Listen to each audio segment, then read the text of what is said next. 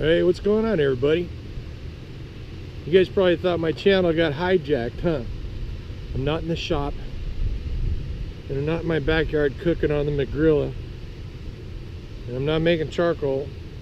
I got out today, so I won't make it too long. I'm gonna make a fire, but I wanted to bring you guys down here. I'd spoke something about it before. I live in a historical, well, I live not far from a historical, well, I guess if you live anywhere close to a river in California, you live close to a historical, depending, I guess, Northern California. But I live, I don't know, less than a mile from one of the last few undammed, conventional dams built on a wild river in California. It's called the Cosumnes River. I live on the South Fork of the Cosumnes. And I just pan around a little bit for you. Some people over there sunbathing on a beach. Just a little pool area here, but this area right here was it's a famous area right here. What you're seeing there is that's called Granley's Dam. And back in the late 1800s, when I gotta keep an eye out for Mr. Shaky Tails. This time of year is horrible for rattlesnakes here. Anyway, back in the late 1800s, this area right here, all throughout here, downstream of this dam that's there, that's not truly a dam. It's a unregulated dam. It's just basically a concrete wall, and there's a couple of fish ladders on either side, because when we did get good rain here, we got salmon migration, so they could go upstream and spawn. Anyway, as you can see, there's some pine trees here. So they're gray pines. There's one right there, another one, big ones. This is probably where I'll be coming for some fatwood, but getting off on a tangent here.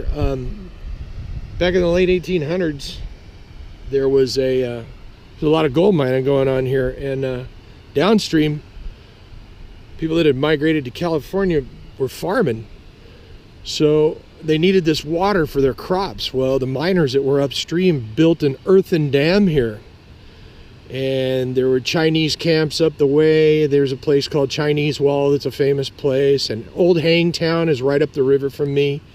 But anyway, so the farmers came up here after the miners dammed it up so they'd have water to do their mining, right? To run their sluice boxes and their high bankers or their cradles or whatnot, or just panning. So the farmers came up here and they confronted the miners, and there was a famous gun battle here. One of John Sutter, he's a famous guy in the Sacramento area. One of John Sutter's main guys was killed here in that gun battle over water rights, and the miners won.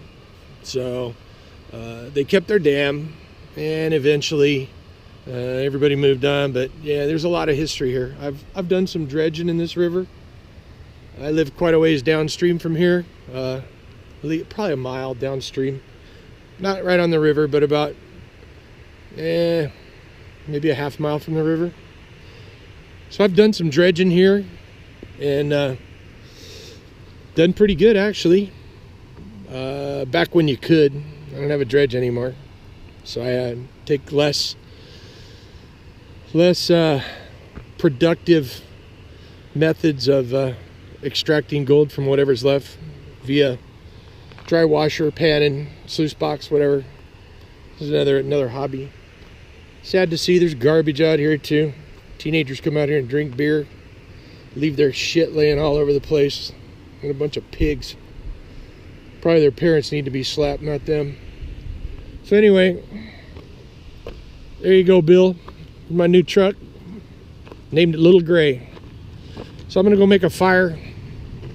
You guys hang in there. Yo, I'm back. So I wanted to bring you over here and show you this too. This is some years back. It's been 5 or 6 years, but that was back when we used to get rain. We got a whole bunch of rain and it flooded because this river is not technically a wild river, but because there's no way to regulate the water, it just comes blazing through here. So you take a look at that, those are piles of, those weren't piled up. That was all brought in here by the flood. There was a flood that came through here and it washed out a bunch of the bank of the river, and you'll see all that wrap piled up over there. There's a whole bunch here. There's a lot of people that come and dump shit out here too, that, yeah, you know, more pigs in society. Sound like Mark from Eat Carbs, huh? Anyway, but there's like whole trees that were uprooted by the, you know, the banks when they collapsed, that were brought downstream. Like here's one that's got a partial root ball on it still. So I'm gonna come up here and look at that one, right?